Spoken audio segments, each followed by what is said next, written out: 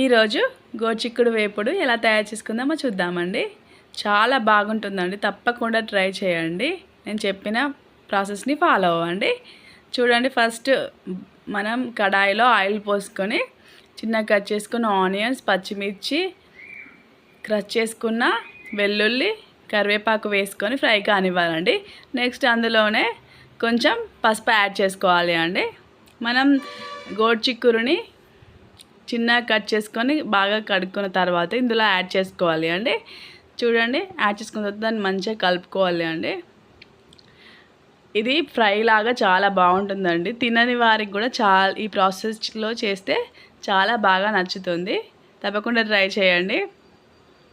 చూడండి, ఇది కొంచెం ఫ్రై అయ్యే వరకు చూడండి, కొంచెం ఫ్రై టైప్ అయింది కదా, దీనిపై మూత పెట్టుకొని మనం సిమ్లోనే ఉడికించుకోవాలండి. చూడండి, వీడియోలో చూపించిన విధంగా ఇలా కలర్ చేంజ్ అయిన తర్వాత దానిలో తగినంత సాల్ట్ యాడ్ చేసుకొని మనం కలుపుకోవాలి అండి.